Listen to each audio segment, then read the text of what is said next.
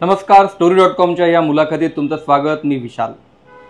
तुम्ही आत्ता निकालानंतर जे कोणी आमदारांच्या मुलाखती पाहिल्या असतील किंवा एखाद्या मतदारसंघाबद्दलच्या बातम्या मुलाखती पाहिल्या असतील, त्यात एक मतदारसंघ जो निकालाच्या आधी पण चर्चेत होता आणि निकालाच्या नंतर सुद्धा सातत्याने चर्चेत आहे, तो म्हणजे आष्टी पाटोदा मतदारसंघ बीड जिल्ह्यातला. हा मतदारसंघ चर्चेत असण्याची काही वेगळी कारणं आहेत. या मतदारसंघाचे नवनिर्वाचित आमदार सुरेश धस सध्या माझ्यासोबत आहेत. मी त्यांची सविस्तर मुलाखत घेणार आहे. त्यांना मतदारसंघातल्या काही गोष्टी विचारणार आहे. अण्णा, तुमचं खूप खूप स्वागत मुलाखतीमध्ये. नमस्ते. मुलाखतीला सुरुवात करण्यापूर्वी सध्या आपला मतदारसंघ ज्या कारणामुळे चर्चेत आहे त्याकडे मी शेवटी येईलच, पण तुम्ही जे भाषणात सातत्याने जे काही मुद्दे बोललात प्रचार काळात, मी त्याच्यापासून सुरुवात करणार आहे. कारण आता मतदारसंघ चर्चेत असण्याचं कारण वेगळं आहे, पण सुरुवात काही सकारात्मक गोष्टीने झाली पाहिजे, कारण तुम्ही आत्ताच निवडून आलात. तुम्ही सातत्याने ऊसतोड कामगारांच्या एका मुद्द्यावरती बोलायचात, किंवा तो जो भाग आहे आष्टी पाटोदा मतदारसंघाचा, तिकडे ट्रान्सपोर्ट ओनर भरपूर आहेत, त्यांच्याबद्दल बोलायचात. तर या गावांमधून तुम्हाला खूप मोठ्या प्रमाणात पाठिंबा मिळाला. तर या सगळ्या लोकांसाठी तुमचं नियोजन काय आता? काय ऊसतोड कामगारांच्या बाबतीमध्ये गोपीनाथरावजी असल्यापासून ते त्यावेळेस साहेबांच्या नेतृत्वाखाली आम्ही, जरी मी त्यावेळेस राष्ट्रवादी काँग्रेस पक्षात होतो, तरीही ते आणि आम्ही मिळून भाववाढीच्या संदर्भात जो लवाद पवार साहेबांचा आणि त्यांचा असायचा, त्याच्यामध्ये मध्यस्थी करणं, पाठीमागं उभं राहणं, सुखदेव आप्पा सानप, मी, गोरक्ष रसाळ, तिथले श्रीमंतराव जायभाय, त्याच्यानंतर आमच्या इथले हुले बापू, त्याच्यानंतर आमच्या ह्याचे जायभाई जे आहेत काकड एरियाचे, हे सगळे आम्ही मंडळी जे आहे हे सर्वजण त्या म्हणजे पाठीमागं राहायचो. सोपानराव बांगर होते, दगडूबा वनवे, बाबासाहेब दादा भायळाचे, हे सर्व लोक जे आहेत, ताकतोडे मुकादम, अशी मोठाली जी मंडळी आहे ही सगळी आम्ही एकत्र त्या ठिकाणी राहायचो. कारण पूर्वी बबनराव ढाकणे साहेबांनी नेतृत्व या क्षेत्राचं केलं आणि नंतर ते मुंडे साहेबांकडे आलं. तर त्यांच्या बरोबरीनं वेगळ्या पक्षात असलं तरी बी कधी स्टेटमेंट त्यांच्या पुढं जाऊन कधी केलं नाही आम्ही. आणि 70% जी भाववाढ 2009च्या नंतर झाली, तर त्या भाववाढीच्या वेळेस सुद्धा मी त्या ठिकाणी होतो. म्हणजे ऊसतोड कामगार प्रश्न काय आहे, त्याचे कशा पद्धतीचं गणित आहे, तर त्याच्यामध्ये सुखदेव आप्पा सानप जे आमचे संघटनेचे अध्यक्ष आहेत, यांचा त्याच्यामध्ये खूप चांगला अभ्यास आहे. त्यावेळेस सुद्धा कॅल्क्युलेशन करायला आम्हीच होतो आणि आम्ही ते करून 70%ची भाववाढ मिळाली होती. त्यावेळेस सुद्धा साहेबांच्या बरोबरीने आम्ही त्या ठिकाणी काम केलं. पुढेही सतत काम करत. एक पाठीमागची जी भाववाढ झाली, एक मध्ये 6 वर्षाचं करार झाला, 5 वर्षाचा करार झाला आणि 1 वर्ष त्यांनी त्याचा GRच नाही काढला. म्हणजे 6 वर्ष आमची मध्ये वायाला गेली. नंतर परत दिलं तर 14% भाववाढ दिली. तर ती भाववाढ सुद्धा मी आणि सुखदेव आप्पा ज्या संघटनेचे प्रतिनिधी आहोत, आम्ही अजिबात त्याच्यावरती सह्या केल्या नाही. मग नंतर आता ह्या वेळेची जी 34% भाववाढ आहे, या 34% भाववाढीच्या वेळेस सुद्धा यावेळेस ते दादासाहेब मुंडे असतील, सुशीलाताई मोराळे असतील, त्याच्यानंतर जे काही डाव्या विचारसरणीचे काही लोक याच्यामध्ये काम करतात, कोल्हापूरचे, नाशिकचे, त्यांनाही बरोबर आम्ही सगळ्या संघटनांनी घेतलं. आणि माझी स्वतःची मागणी तर आम्ही 55% मागणी करायला, तर काय ऊसतोड कामगारांमध्ये 100%ची भाववाढ मागावी लागते, तेव्हा कुठंतरी अर्ध्यापर्यंत पदरात पडतं. आम्ही यावेळेस सुरुवातीला मागणी करताना 150%ची मागणी केली. मग आम्ही 100वर आलो, 55वर आलो. साखर संघ सुद्धा, म्हणजे त्या बाजूनी पवारसाहेब आणि साखर संघ, दांडेगावकर साहेब वगैरे मंडळी, हर्षवर्धन पाटील साहेब होते, हे सगळं आम्ही एकत्रित बसून 34% भाववाढ आम्ही आता यावेळेस मिळवलेली आहे, ज्याच्यामुळं मुकादम जे आहे ते आत्महत्येकडे जे जात होते त्या क्षेत्र म्हणजे तशा मानसिकतेकडे जाणार नाहीत. ऊसतोड कामगाराचे सुद्धा पैसे जे आहेत ते लवकरात लवकर फिटतील. मागच्या वर्षी बऱ्यापैकी धंदे वाढले, हजारो तसं शेकडो कोटी रुपयांचा बेनिफिट आमच्या लोकांचा त्या ठिकाणी झाला. म्हणून या क्षेत्राशी मी सतत काम करत राहतो. आणि आता आम्हाला जे मुंडे साहेबाच्या नावाने महामंडळ झालंय ते कार्यान्वित करणं अजून कार्यान्वित झालं नाही, कारण जे नुकसान भरपाई दिली काही लोकांची ती सीएम फंडामधून दिली गेली, ते महामंडळ कार्यान्वित करणं आणि या व्यवसायाशी हा जो साखर आणि त्यातला ऊसतोड कामगार, मुकादम आणि ऊसतोड कामगार हे ट्राय पार्टी ॲग्रीमेंट करून हे कायद्याच्या अंतर्गत आणणं फार आवश्यक आहे, कारण हा असंघटित कामगार आहे. आणि महाराष्ट्रामध्ये हा थोडा तिडका नाही, जवळपास 14 लाखाच्या आसपास आहे ही संख्या. आणि त्यातले प्रमुख मंडळी जे आहेत ते बीड जिल्ह्याशी संबंधित आहे. म्हणून आम्हाला हा आवश्यक आहे. येणाऱ्या कालावधीमध्ये जे विधानसभेमध्ये मला लोकांनी पाठवले ऊसतोड कामगाराच्या मुकादमांनी, ऊसतोड कामगारांनी, तर त्यांच्या बाबतीमध्ये कायदा हा लवकरात लवकर झाला पाहिजे. येणारी जी अधिवेशन असेल ते पहिल्या अधिवेशनामध्ये आम्ही अपेक्षित करत नाही, पण किमान दुसऱ्या अधिवेशनापर्यंत कायदा होऊन याच्या बाबतीत निर्णय व्हावा आणि तो निर्णय ऊसतोड कामगारांचा व्हावा अशा पद्धतीची आमची प्लॅनिंग आहे. 10 वर्षानंतर तुम्ही या सभागृहात आता बसणार आहेत. 10 वर्षापूर्वी तुम्ही या सभागृहात होता, विधान परिषदेतही तुम्ही होता. या दोन्ही आमदारकीतला काय फरक आहे? काय आहे की 3 टर्म पहिल्यांदा मी 99, 2004 आणि 2009 2 वेळा मी कमळ चिन्हावरती निवडून आलो. 1 वेळा मी घड्याळ चिन्हावरती निवडून आलो. पराभूत झालो. त्याला प्रमुख कारण त्यावेळेस मुंडे साहेबांची अचानक झालेली एक्झिट हे होते, कारण ते सिंपत्ती लाट एवढी भयानक आली की त्यांना मानणाऱ्या त्या गावांमध्ये मला 25-30% जिथे मतं पडायची ते मी एकदम 2%वरती आलो आणि 6000 मतांनी माझा पराभव झाला. नंतर मग देवेंद्रजी मुख्यमंत्री झाले, पंकजाताई ग्रामविकास मंत्री झाल्या, पुन्हा मी भाजपामध्ये त्या ठिकाणी आलो आणि आम्ही जे आहे ते मला MLC लढवायला लावली. परंतु काय आहे की MLC सुद्धा उच्च सभागृह आहे. मी त्या सभागृहाचा अवमान वगैरे करणार नाही, कारण 6 वर्ष मी त्या सभागृहाचा प्रतिनिधी राहिलो.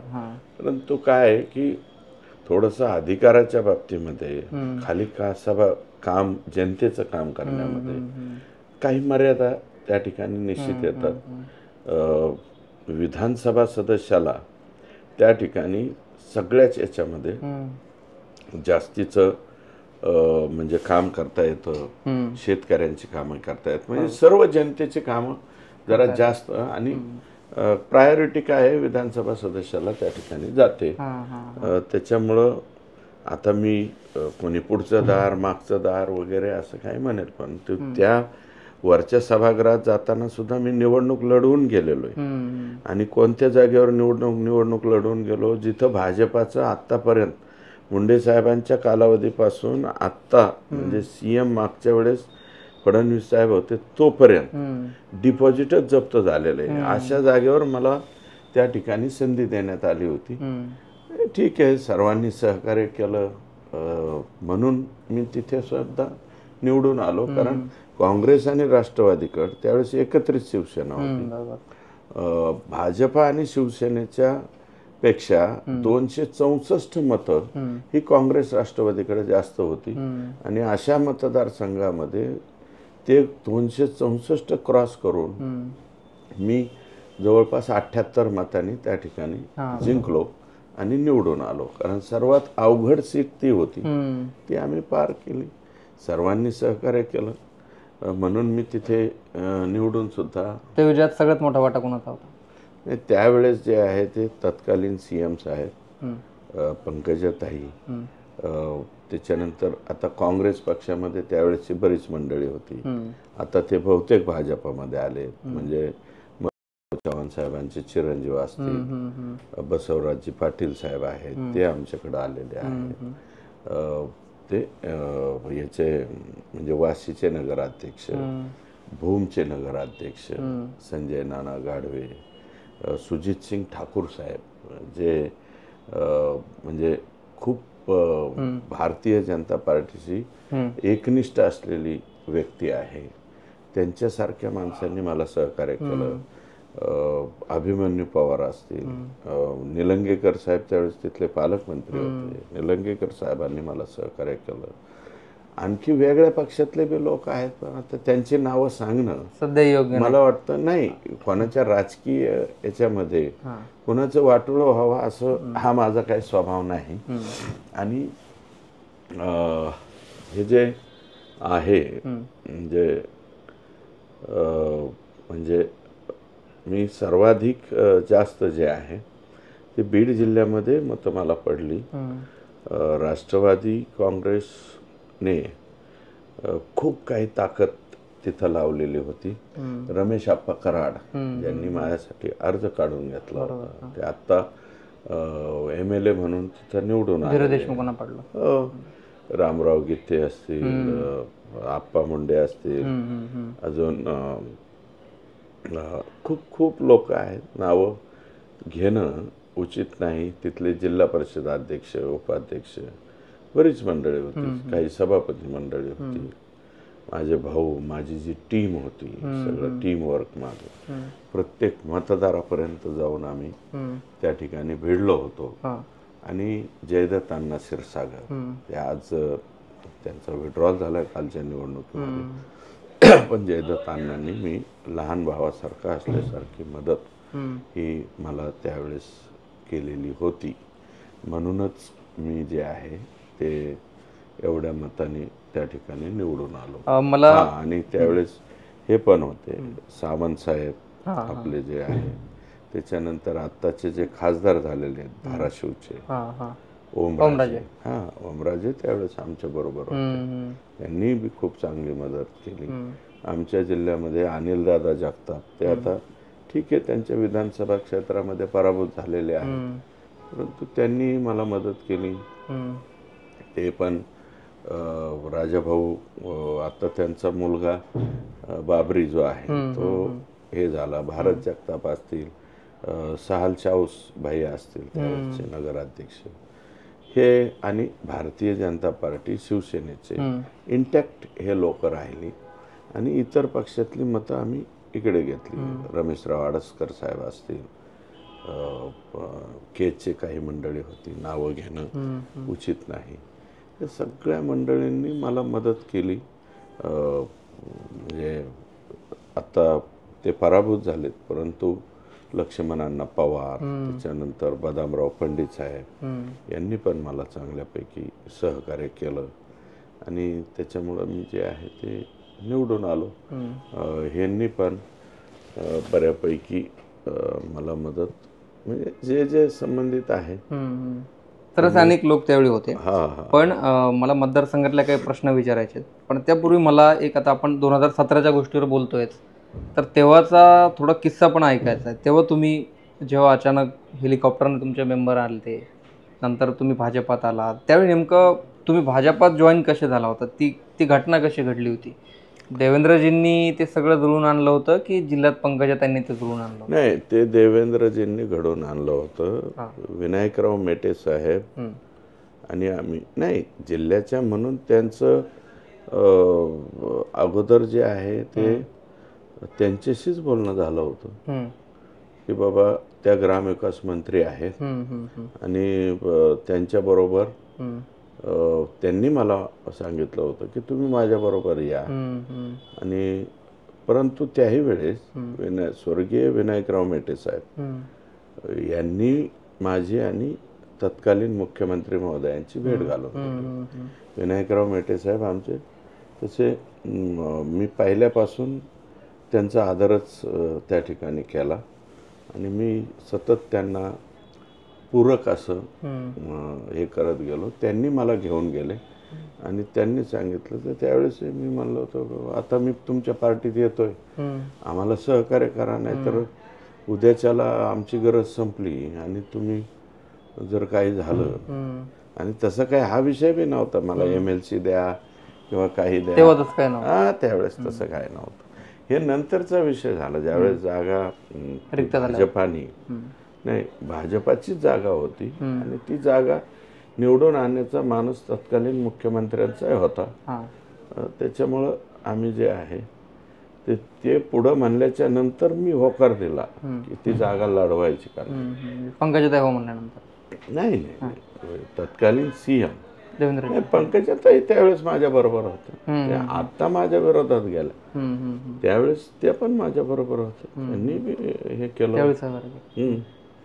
ठीक आहे. मला 2-3 मतदारसंघातले प्रश्न घ्यायचे आहेत. आता तुम्ही ऊसतोड कामगारांचा बोललात किंवा त्या ट्रक ड्रायव्हर लोकांचा बोललात, पण ट्रक ड्रायव्हर म्हणजे काय, ऊसतोडीकडून आमचा जो पट्टा आहे डोंगराचा पट्टा, हे आता नवीन जी पिढी आहे जीन पॅन्ट मधली, या पॅन्टला जीन पॅन्टीतल्या वर्गाला ऊसतोडीचा धंदा नको वाटायला लागला. आमचे लोक आता बऱ्यापैकी तो मराठा असेल, वंजारी समाज असेल, इतर समाज असेल, त्याला ते ऊसतोडीचा धंदा नको वाटायला लागला.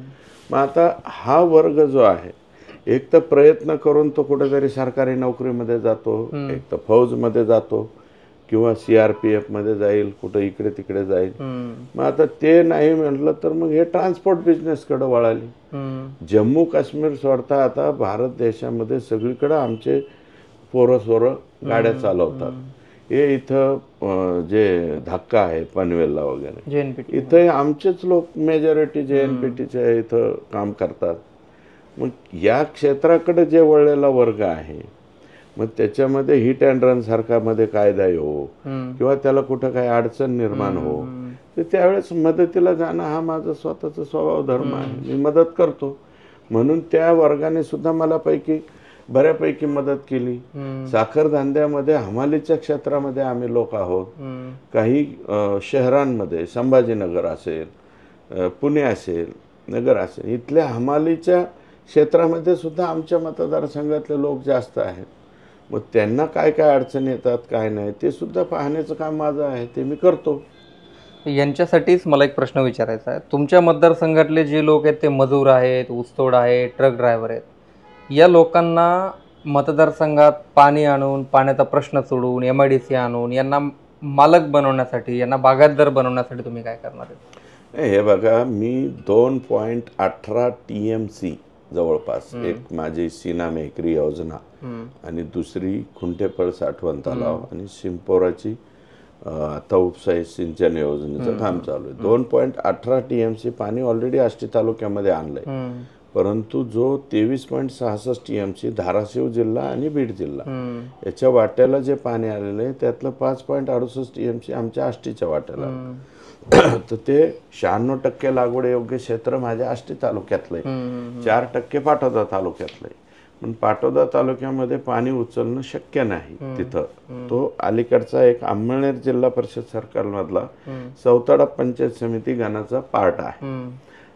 तर तो 4% लागवड योग्य क्षेत्र ते कृष्णा खोऱ्यामध्ये, त्याचा थोडासा बेनिफिट आष्टीला त्या ठिकाणी मिळतो.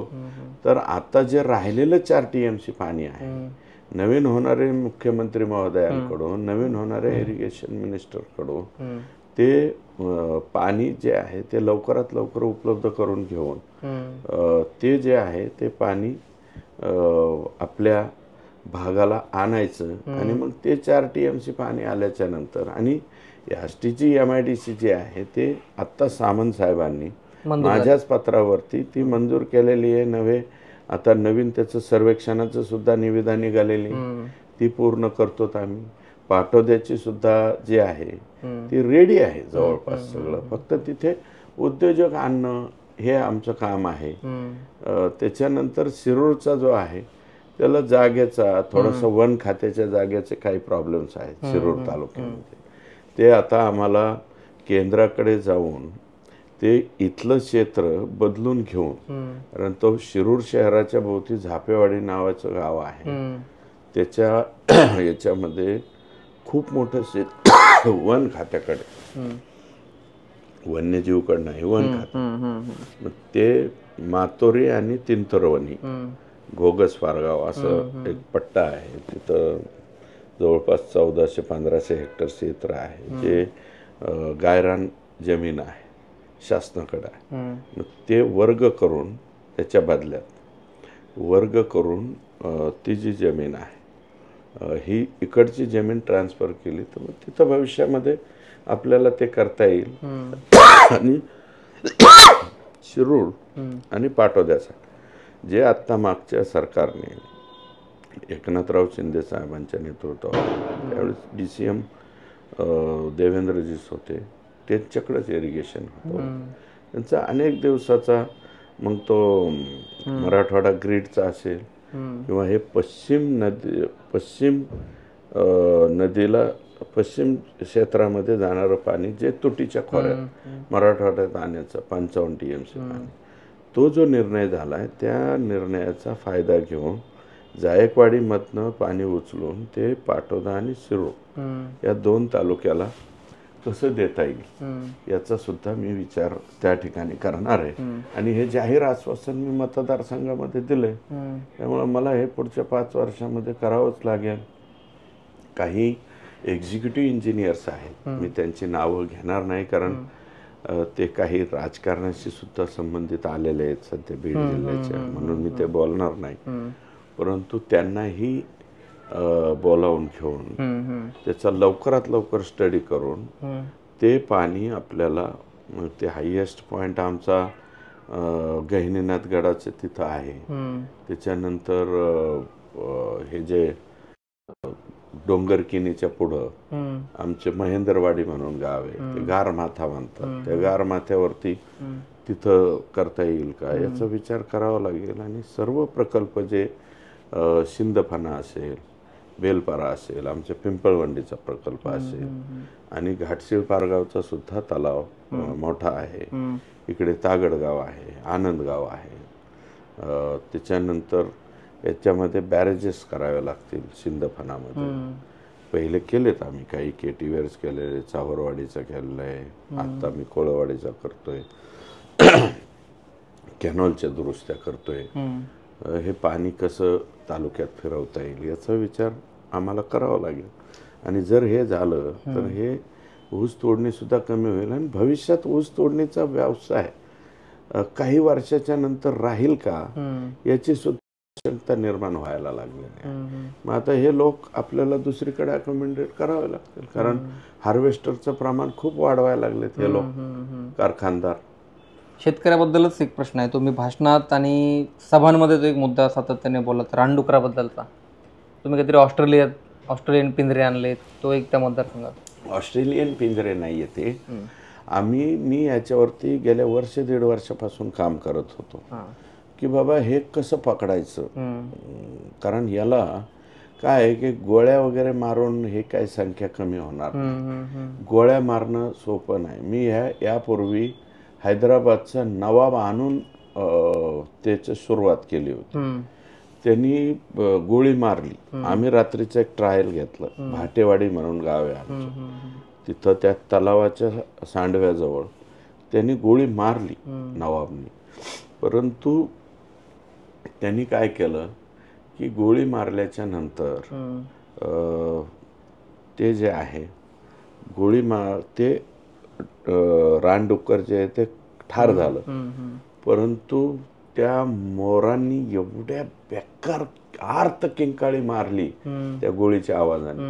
आणि तो नवाब म्हणजे फेमस आहे, संपूर्ण भारत देशामध्ये फेमस आहे. कुठेही जनावर म्हणजे हा जो प्राणी आहे, वाघ बिघडला, चित्ता बिघडला, किंवा हत्ती बिघडला, किंवा आणखी काय, नीलगाईचं, बिहार स्टेटने मध्ये नीलगाईचं म्हणजे नितीश कुमार साहेबांनी नीलगाई कमी करण्यासाठी निविदा काढली होती, म्हणजे इथपर्यंत हे झालं.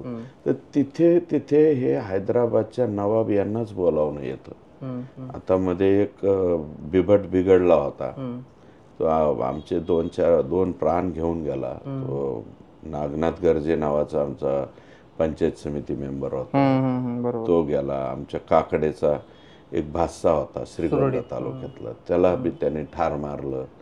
एक दिंडे नावाची महिला, तिच्या अंगावर धावला. एक भोसले नावाची महिला, पारगाव जोगेश्वरी, ते आमच्या नात्यातलेच आहे, पण ते कायमस्वरूपीची वाचा गेली त्या माऊलीची. आणि त्यांनी जवळजवळ पंजा मारला होता आणि तो ओढून घेऊन चालला.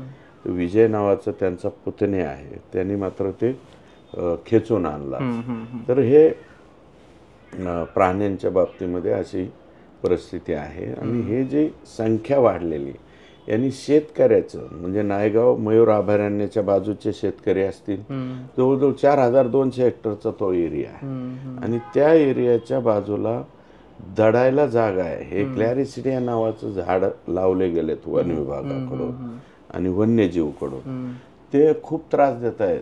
त्याच्या खाली गवत बी उगून देत नाही हे जात. आणि काय करते की सुपारी एवढ्याला डास होत आहेत. आणि त्या दडायला जागा मिळाल्यामुळे यांची संख्या खूप मोठ्या प्रमाणात आमच्याकडे वाढलेली आहे. तर ही संख्या कमी करण्यासाठी आम्ही 1-1.5 वर्षापासून ट्राय करत होतो. जवळजवळ 4, 5, 6, 7 त्याच्यामध्ये वैभव काळे नावाचा मुलगा आहे संगमनेरचा, छोटा आहे पण त्यांनी चांगलं डोकं चालवलं. आणि एक सिरसाट म्हणून माझ्याकडं नगरपंचायतीला इंजिनियर आहे, ते पण माझ्या जिल्हा परिषदेमध्ये अगोदर लावले होते, नंतर इकडे ट्रान्सफर करून माझ्याच मतदारसंघातले आरणवेरा गाव. तसे ते दिव्यांग आहेत, परंतु बुद्धीने फार तेज आहे मुलगा. त्यांनी आणि यांनी बसून ते पहिल्यांदा 1, 2, 3, 5, 6 ट्रायल केल्या. पण नंतर ते फेसबुकवरती ऑस्ट्रेलियामधलं एक ट्रायल दिसलं, ते योग्य वाटलं, तशा पद्धतीचा बनवला. तर त्या देशामध्ये जो बनला असेल तो खूप पैशाचा असतो. आम्ही एवढा पैसा करू शकत नव्हतो. साधारणतः 4-1 लाख रुपयापर्यंत एकाची कॉस्ट जाते. आणि त्या पद्धतीने आम्ही तो तयार केला. सॉरी, हे मला खोकला फार हरकत नाही, तुम्ही पाणी घ्या. मतदारसंघातल्या म्हणजे तुम्ही प्रचार काळात जे जे मुद्दे बोललात किंवा लोकांना सांगितलं, तर त्याच्याबद्दल मी तुम्हाला विचारलं. तर आता तुमची आत्ता थम्पिंग मेजॉरिटी तुमच्याकडे आली, त्यामुळे तुम्हाला कामं करणं हे सोपं होईल अशी अपेक्षा आपल्याला करायला हरकत नाही. पण तुमची प्रचार काळात मी एक मुलाखत केली होती, जेव्हा कॅम्पेनिंग सुरू होतं पट्टी वडगाव त्या काळात, त्या भागात कुठेतरी. तर त्यावेळी तुमचा आणि अजित पवारांचा वाद चालू होता. पण तुम्ही निकालानंतर अजितदादांना भेटलात, निकालानंतर ते काय म्हणाले, तुम्हाला काय प्रतिक्रिया होती त्यांची? नाही, हे बघा, राजकारणामध्ये त्यांचं मैत्रीपूर्ण लढत अशी मोर्शी आणि आष्टीमध्ये झाली होती. माझ्या इथं त्यांचे जे उमेदवार आहेत त्यांना तो मेसेज आमच्या मतदारसंघात गेला की बाबा यांना जाणीवपूर्वक सुरेश धसला पाडण्यासाठीच उमेदवारी दिली गेली. ते रनिंग आमदार होते, त्यांनी दिलं. परंतु जे अजितदादाही त्यांच्या प्रचाराला आले. मग आता त्यांच्या प्रचाराला आल्यावर मला अजितदादांच्या विरोधात तर बोलावंच लागेल ना, काही ना काही मुद्दा. मी काही चुकीचा मुद्दा बोललेलो नाही. त्यांच्यावरती टीका करताना अगदी खालची पातळी किंवा काय असं काही बोललेलो नाही. आता ते काही लोक काय करतात, जे मी भीमराव धोंड्यांच्या बाबतीत बोललो ते वाक्य इकडं जोडतात आणि दाखवतात की असे बोललो. मी ते त्यांच्या बाबतीत जे बोललो त्यांच्या बाबतीत, यांच्या बाबतीत जे बोललो. आणि राजकारणात काय ठीक आहे, आता निवडणूक झाली, समजा विजयी सभेत मी त्यांच्यावर टीका केली म्हणून काय, आता ते राज्याचे उद्या इकडे महायुती आहे ना, आणि महायुती मग आपण त्यांना भेटणं की बाबा आम्ही निवडून आलो, मी चांगल्या मताने निवडून आलो आणि त्यांच्या उमेदवाराचं डिपॉझिट जप्त झालं माझ्या मतदारसंघात. जरी झालं असलं तर आमचं काम आहे, आम्ही अजितदादांना जाऊन भेटणं, कारण महायुतीचा एक घटक पक्ष आहे. ठीक आहे बाबा, तुम्ही आम्हाला विरोध केला पण तरी बी आम्ही निवडून आलो हे तर जाऊन सांगावं लागेल, त्यांच्या शुभेच्छा द्याव्या लागतील. तुम्ही तुतारीची हवा जास्त म्हणला होता, त्याच्यावर काय बोलले अजितदादा? नाही, तुतारीची हवा, मग तुतारीला पडले ना 2-3 नंबरचे मतं पडले. अहो, त्यांना 20,000 मतं पडली, 20-21. तुतारीला 52,000 मतं पडली. आणि मला त्या कालावधीत मला ते बोलावंच लागेल ना. आणि आहेच ना. मग तुतारीला जास्तच मतं पडलेत ना. जो पवार साहेबाचा उमेदवार आहे आमच्या इथले, अगदी अल्पसंख्याक समाजाचा उमेदवार दिला आहे, तरी सुद्धा 52,000. आणि बीड जिल्ह्यातले जे 6 मतदारसंघ आहेत त्यात सर्वात कमी मुस्लिम समाजाचं मतदान हे आष्टी मतदारसंघात. आणि तरी सुद्धा 52,000 पर्यंत ते गेले. आणि ते सिद्ध झालंय ना की त्यांची हवा. मग आता इलेक्शनच्या काळात मी काय बोलणार? तुम्ही माझ्या विरोधात कॅन्डिडेट उभा करतो म्हणला, केला, आणि कॅन्डिडेट उमेदवार उभा केला, कुणी केला, काय केला, ते सगळी माहिती आहे मला. काही दिवसाच्या नंतर नाव बी घेईल. आता नाही सांगू शकत. सांगेल ना, काय सांगायला, मी ते जाहीर भाषणातून सांगितलंय.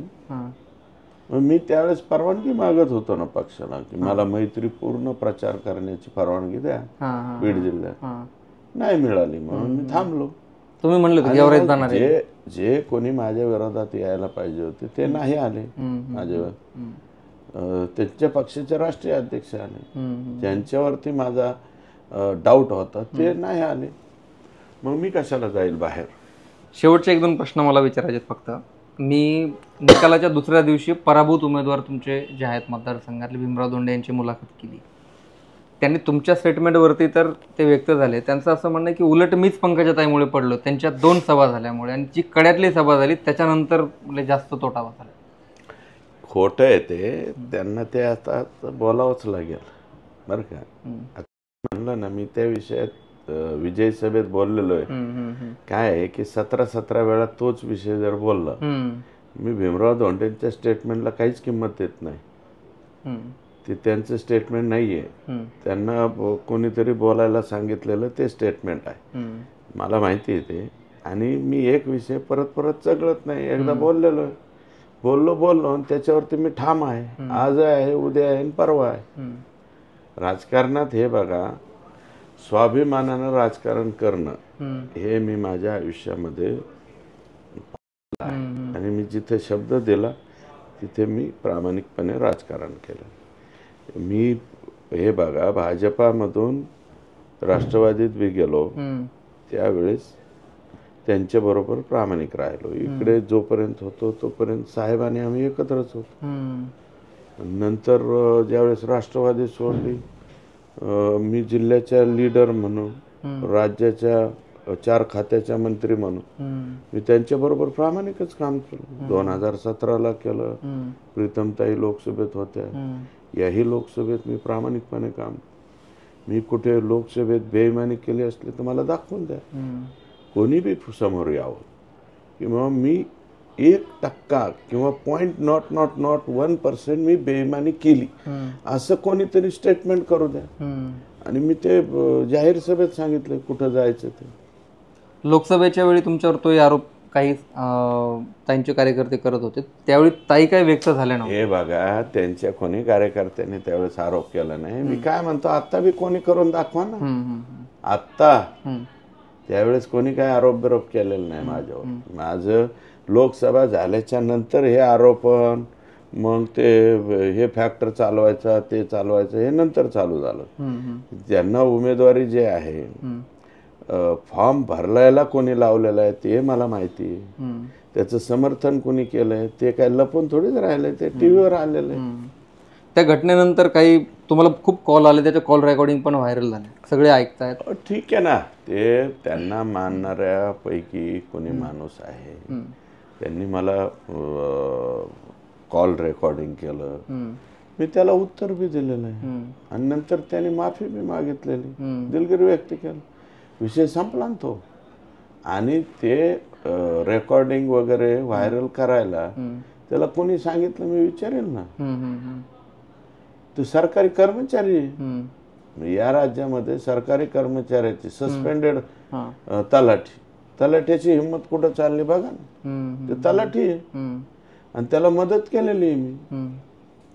त्याला अडचणीच्या कालावधीमध्ये त्या विठ्ठलला सुद्धा मदत मीच केलेली आहे. त्यांनी त्या लेकरांनी कशामुळे माझ्या बाबतीत असं करावं? पण ठीक आहे बाबा, तू रेकॉर्ड केलं. त्याच्यानंतर मी परत बोललेलो आहे त्याला त्याच दिवशी. त्याला समजावण्याच्या स्वरात बोललो, तो बी नीट बोलला, मग त्याच्याकडे ते रेकॉर्ड असेल, त्याला म्हणा ते बी व्हायरल कर.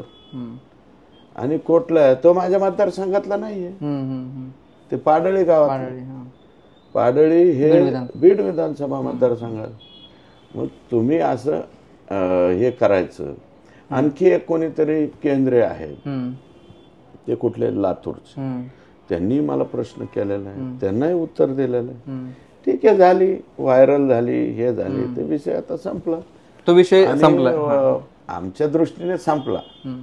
दुसऱ्यांना ते चालवायचंच असेल, आता काय आमची सुरेश धस म्हणजे किरकोळ एका मतदारसंघापुरता मर्यादित आहे. दुसऱ्यांचे काय आहे की ते खूप पॉवरफुल ते माणसं आहेत, त्यांच्याकडं यंत्रणा आहे, 10,000, 12,000 स्क्वेअर फुटाचे त्यांचे ते काय म्हणतात ते सेटअप आहे, तिथून ते व्हायरल करतात, म्हणून ते जास्त संख्येने करतात.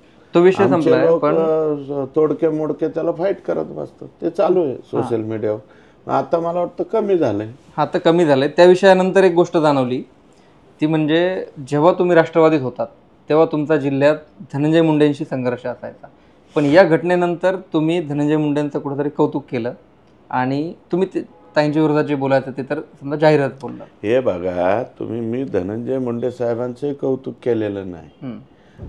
त्यांनी एक काम केलं, ते माझ्या विरोधी पक्षाचे आहेत ना. ते कोणत्या पक्षाचे आहेत? अजितदादांच्या राष्ट्रवादी. त्यांनी त्यांचे माणसं बोलावून घेतली, त्यांना सांगितलं की बाबा तुम्ही सुरेश धसचं काम करा, युती धर्म पाळा, असं त्यांनी आदेश दिले. हे ऑफ द रेकॉर्ड आहे, हे काय रेकॉर्डवरती देऊ शकले नाही. ठीक आहे, त्यांचे काही लोक आले, काही 1-2 लोकांनी माझं काम केलं, काहींनी विरोधात केलं किंवा त्यांच्या घड्याळ पक्षाचं केलं. बऱ्याच जणांनी घड्याळाचं काम केलं, काही जणांनी त्यांच्यातले शिट्टी चालवली माझ्या विरोधात, अपक्षाचंच काम केलं. काही म्हणणं नाही माझं, त्यांच्याबद्दल मी का रोष हे करू? ते वेगळ्या पक्षाचे आहेत आणि राष्ट्रवादीत असताना त्यांचा माझा संघर्ष झाला ना. कशामुळे संघर्ष झाला? त्यांना राष्ट्रवादीत घेऊन जाणारा बी त्यावेळेस हे इतर आमच्या जिल्ह्यातली मंडळी होती. मी त्यावेळेस राष्ट्रवादीत म्हणायचो की बाबा हे घरातले घरात भांडण तुम्ही लावू नका, हे म्हणणारा पैकी मी आहे त्यावेळी. हो, त्यामुळे चला जाऊ द्या.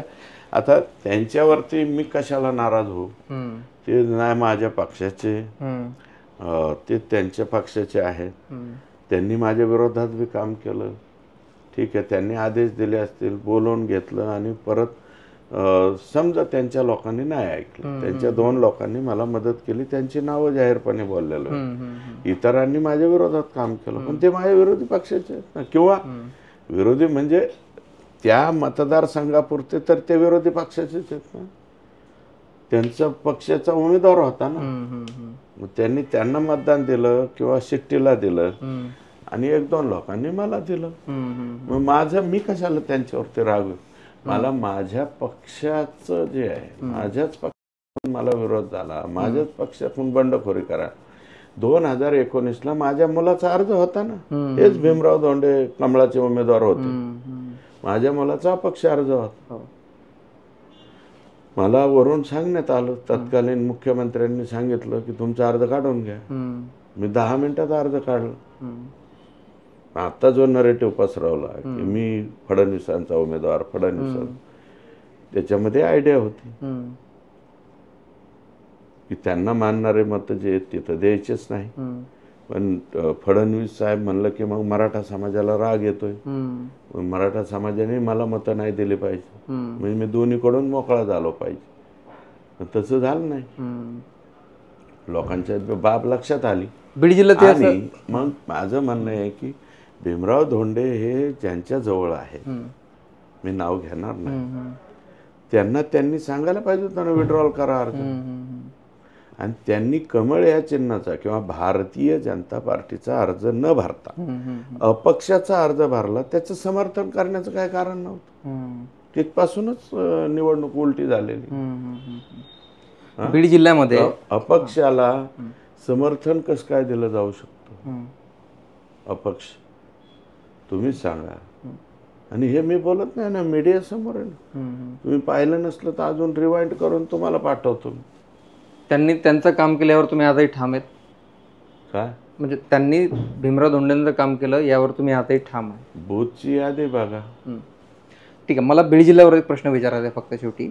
बूथ रचना भारतीय जनता पार्टी चांगली करते. बूथ रचनेवरच आमचा पक्ष येतो. नुसती बूथ रचना नाही, बूथावर पडलेली मतं बी तपासली पाहिजेत ना. मला बीड जिल्ह्यावरती एक प्रश्न विचारायचा आहे. तुम्ही आता देवेंद्रजींचा जो विषय काढला त्याला अनुसरून त्यांच्या विरोधात खूप मराठा मतं जातील, खूप फटका बसेल असं वाटत होतं. पण बीड जिल्ह्यात किंवा महाराष्ट्रात खूप मोठ्या प्रमाणात मराठा मतं भाजपकडे वळली या निवडणुकीत. त्याचं तुमच्या मते काय आहे की याच्यात सगळ्यात हे म्हणजे पाटलांचं जे आंदोलन झालं, त्यांनी माघार घेऊन टाकली निवडणुकीतून. त्यांनी हे स्पष्ट सांगितलं की बाबा, ज्याला जिथं जो काम करतो किंवा तुम्हाला जो कामाला येतो त्याला मतं देऊन टाका, असा विषय झाला. त्यामुळं ते त्यांनी जे आहे ते पॉलिटिक्स काही केलं नाही आणि तिथून लोक मोकळे सुटली. मग आता त्या मतदारसंघामध्ये जे पॉवरफुल लीडर आहेत त्या मतदारसंघातला मग तो समाजाने त्यांना मतदान दिलं. असं झालं, सगळीकडे झालं. मराठवाड्यामध्ये 20 भारतीय जनता पार्टीच्या सीट्सपैकी 19 सीट निवडून आल्या. फक्त अर्चनाताई आमच्या तेवढ्याच पराभूत झाल्या, बाकी सगळेच. आणि नुसते मराठाच कुठं, आमच्या इथं रमेश आप्पा कराड साहेबांसारखा उमेदवार आहे, काही SCच्या जागा आहेत. आमच्या तुषार राठोड साहेबासारखे आहेत, भीमराव केराम साहेबासारखं सीट आमचं परत रिपीट निवडून आले. तिथं पवार आहेत, चिखलीकर साहेब आहेत. मराठा जेवढे दिले तेवढे बी निवडून आले. आमचे लमाण समाजाचा बांधव आहे ते बी डॉक्टर तुषार राठोड निवडून आले. कुठं नाही. बोर्डीकर ताई परत निवडून आल्या. रत्नाकरजी गुट्टे साहेब आमचे सहयोगी आहेत भारतीय जनता पार्टीचे, ते निवडून आले. म्हणजे तुम्ही असं काय थोडी मराठा समाजाचं असं नाहीये की आमच्या भारतीय जनता पार्टीचं. आणि एक आहे की या निवडणुकीमध्ये मायक्रो ओबीसी जो आहे तो इंटॅक्ट भाजपाबरोबर त्या ठिकाणी राहिलेला आहे. जरी कोणी असं खेळी वगैरे करायचा प्रयत्न केला तसं झालेलं नाहीये. मायक्रो ओबीसी जो अगदी छोटा घटक आहे त्याला चित्र दिसलं, आशा दिसली. म्हणजे मराठा समाजाने मतदान दिलंय, मायक्रो ओबीसीने मतदान दिलं आणि सर्वांनीच मतं दिली. म्हणून तुम्ही बघा ना, महायुतीला प्रचंड चांगलं यश शिंदे साहेबांच्या सेनेला, इकडे भारतीय जनता पार्टीला आणि अजितदादांच्या सुद्धा पक्षाला चांगलं यश मिळालेलं आहे. आणि आमचे तिन्ही पक्षाच्या जागा जे आहेत ते निवडून आलेले आहेत. बरोबर आहे. तर खूप खूप धन्यवाद अण्णा, तुम्ही सविस्तर वेळ दिल्याबद्दल. मतदारसंघातलं फिजन तुम्ही सांगितलं, जी कॉन्ट्रोवर्सी आता सध्या सुरू आहे त्याच्यावरती आपण बोललो. आणि येत्या काळात हे बहुमताने सरकार आल्यानंतर मतदारसंघात कोणती कामं करायची आहेत ते त्यांनी अत्यंत विस्तृत पद्धतीने त्यांनी सांगितलं. तर आणखी एक मुद्दा शेवटी माझ्याकडून राहिला आहे तुम्हाला विचारायचा, तो म्हणजे आपला जिल्हा हा गडांचा जिल्हा म्हणून ओळखला जातो. तर इकडच्या मतदारसंघात धार्मिक स्थळं आपली खूप आहेत. आष्टी मतदारसंघ असेल, धार्मिक स्थळांचा एक विषय मला तुम्हाला विचारायचा राहिला आहे आणि घरकुलांचा एक विषय विचारायचा राहिला आहे. तुम्ही ज्या मतदारसंघाचं आज प्रतिनिधित्व करणार आहात तिथे बेघर लोक आजही खूप आहेत. तर या दोन गोष्टींबद्दलच्या तुमच्या योजना मला ऐकायच्यात फक्त. हे काय आहे की आमच्याकडे बीड जिल्ह्यामध्ये नारायणगड आहे. भगवान बाबांचा भगवानगड जो आहे तो आमच्या जिल्ह्याच्या हद्दीत नाही, नगर जिल्ह्याच्या हद्दीत आहे. परंतु बीड जिल्ह्याशी त्याचं नातं जास्तीचं आहे. गहिनीनाथगड म्हणजे नाथ संप्रदायाचं मूळ जे आहे ते आमच्या गहिनीनाथ गडावर आहे. मच्छिंद्रनाथांची संजीवन समाधी ही आमच्या सावरगाव तालुका आष्टी येथे आहे. मच्छिंद्रनाथांची संजीवन समाधी असल्यामुळं भारतवर्षातून लोक तिथे येतात. अश्वलिंग आहे, छोटे छोटे अनेक देवस्थान आहेत हे सगळ्यांची नावं मी घेत बसलं तर एखाद दुसरं नाव राहील, त्याच्यामुळं अनेक आहेत. त्याच्यामुळं आमच्या इकडं महासांगवीचं देवस्थान आहे, नवीन विठ्ठलगड होतोय, उरणकर महाराज आहेत. आता असे अनेक महाराज मंडळी. आणि काय की आम्ही पैशा पाण्याने जरी गरीब असलो, आमचा बीड जिल्हा किंवा मराठवाडा, परंतु म्हणजे वारकरी संप्रदायाच्या बाबतीमध्ये आमची जी श्रीमंती आहे त्या श्रीमंतीचा हात कोणी धरू शकत नाही.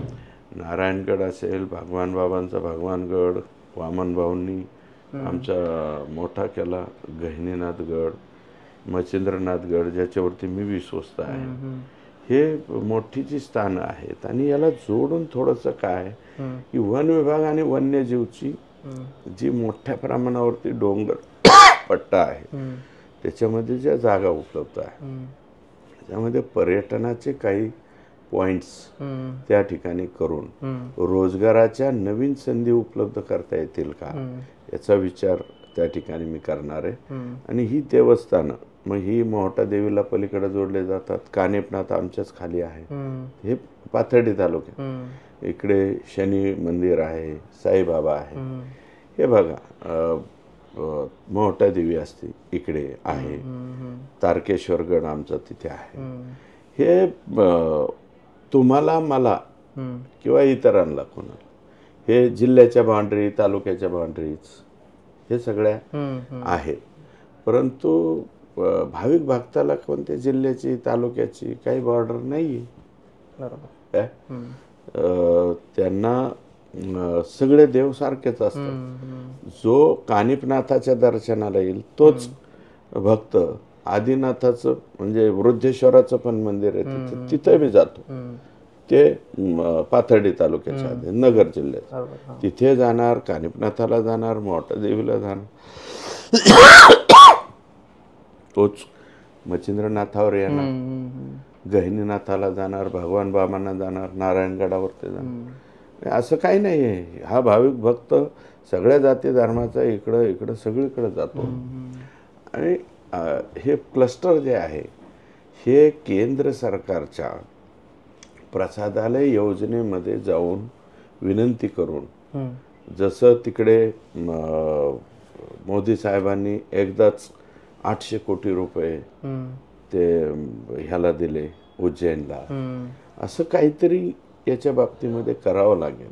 ते माझ्या एकट्याचं नाही, शेजारी समजा मोनिकाताई लोकप्रतिनिधी आहे, त्यांच्याकडे येतो, किंवा गेवराईचे आमदार आलेले आहेत, आत्ता बीडचे आमदार, आम्ही सर्व इकडे, जरी आमचे राम शिंदे साहेब पराभूत झाले असले तरी त्यांच्याशी किंवा सर्वांशी, इकडे कर्डिले साहेब, असं सगळ्यांशी बोलून तिथे आता नवीन आमदार लंके हे निवडून आलेले याला नेवाशाला, त्यांच्याशी बोलून, जुने जे गडाख साहेब होते तिथं, इकडे शिर्डीला विखे पाटील साहेब, हे सगळ्यांनी आम्ही समजा विनंती करून एकत्रित बसून राज्याचे जे मुख्यमंत्री आहेत, मुख्यमंत्र्यांशी बोलून हे वरती जाऊन प्रसादालय योजना जी मोदी साहेबांनी सुरू केलेली आहे, ही खूप चांगली योजना आहे. त्या योजनेमध्ये आपल्याला हा सगळा एरिया जर घेतला, आणि आणखी सुद्धा नाथांची अनेक ठिकाणे आहेत, आमची एकटीच नाही आहे. परांड्याचे सोनारीचं जे मंदिर आहे ते आहे, गंगाखेड तालुक्यात आहे काही संबंध, तो जवळपास 400 कोटीचा प्रस्ताव आहे, तो आमचा एकट्याचा नाही. त्यातला मेजर मच्छिंद्रनाथ गड आहे, परंतु काही ठिकाणी गोरक्षनाथाचे मंदिर आहे. आमच्या इकडे खडकवाडी म्हणून आहे, तिथं कानिफनाथाचे आहे. निमगाव मायंब्याला आमच्या निगमानंद महाराजांनी जो गड मोठा केला, आता शिंदे महाराज आहे, परंतु ते आहे. ब्रह्मनाथ महाराज आहे शेजारी. निगमानंद महाराजांनी निमगाव मायंब्याचं आमचं विश्रांतीचं ठिकाण आहे मच्छिंद्रनाथ, ते खूप मोठं आहे.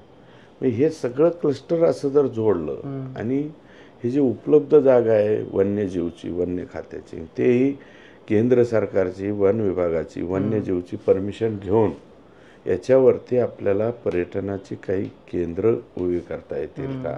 मी तो प्रयत्न मच्छिंद्रनाथाच्या तिथं केलेला आहे आणि तो सक्सेस आहे. जिथं एक पोताड्याचं हॉटेल होतं मच्छिंद्रनाथावर, आता जवळजवळ 150 ते 200 दुकानं चालतात.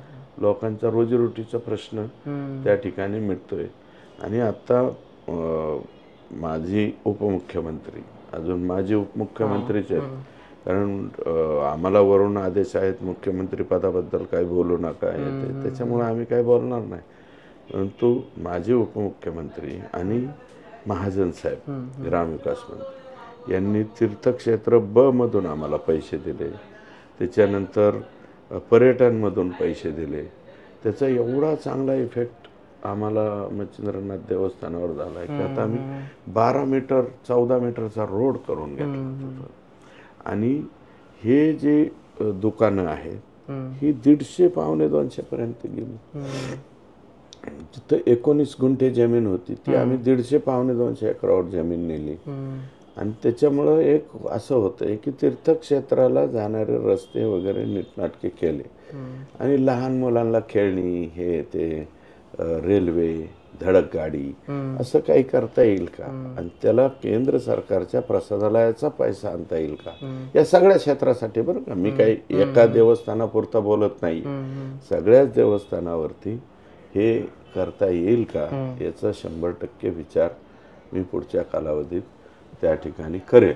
तुम्ही घरकुलांबद्दल काहीतरी बोलत होता. हा, ते काय आता घरकुलांच्या बाबतीमध्ये अतिशय चांगल्या योजना हे भाजपच्या सरकारने किंवा हे आमचंच हे जे सावे साहेब मंत्री होते ते मंत्रालय आमच्याकडेच होतं. हे थोडंसं DCM साहेब, तत्कालीन CM आपले एकनाथ शिंदे साहेब यांनी चांगले निर्णय घेतले. धनगर समाजासाठी अहिल्यादेवी होळकरांच्या नावाने घरकुल योजना आली. वंजारी समाज आहेत, OBC मधून त्यांना VJNTला बाजूला ठेवलं, परंतु यशवंतराव चव्हाण घरकुल योजना आणली, ती सुद्धा राबवणं गरजेचं आहे. त्याच्यानंतर प्रधानमंत्री आवास योजना जी प्रपत्र ड मधल्या याद्या होत्या, आता OBCसाठी नमो योजना आली. परंतु प्रपत्र ड मध्ये ज्या योजना गेल्या त्याच्यामध्ये आता ओपन कॅटेगरीचे जे लोक राहिलेले त्यांच्या बाबतीत मात्र थोडीशी अडचण होताना दिसते. ठीक आहे, आम्ही राज्य सरकारशी बोलून, केंद्र सरकारशी बोलून की या कॅटेगरीतल्या लोकांना सुद्धा जे आहे ती टार्गेट थोडंसं वाढून आलं पाहिजे.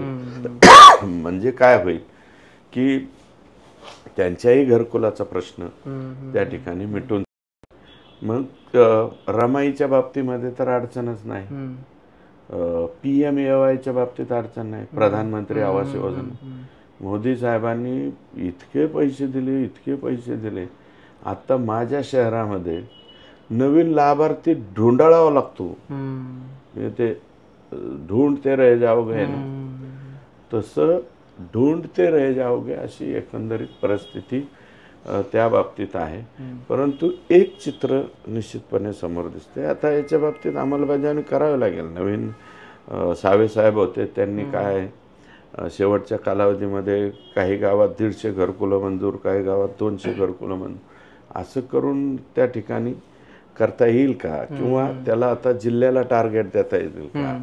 कारण ते मग सगळ्या गावांमध्ये समान संधी मिळाली पाहिजे. तुम्ही जर एकाच गावाला 150, 200, 500 घरकुलं द्यायला लागली तर मला वाटतं हे शक्य होणार नाही. त्याला धोरणात्मक निर्णय करावा लागेल. आणि यावेळेस पैसे पण चांगले त्यावेळेस दिलेले आहेत मागच्या सरकारने बी, आता बी महायुतीचं सरकार आहे, त्यामुळे महायुतीचं सरकार देईल. आणि आमचे जे नेतृत्व आहे ते कल्पक नेतृत्व आहे, ते त्यातनं काही ना काही मार्ग काढतील हे दोन्ही तिन्ही लोक बसून. तर हे सुरेश धस, त्यांनी त्यांचं मतदारसंघातलं व्हिजन, घडामोडी अनेक सांगितल्या. मुलाखत आवडली असेल तर पुढे शेअर जरूर करा. चॅनल तुम्ही सबस्क्राईब केलेलं नसेल तर सबस्क्राईब करायला विसरू नका. पुन्हा भेटू नव्या व्हिडिओत.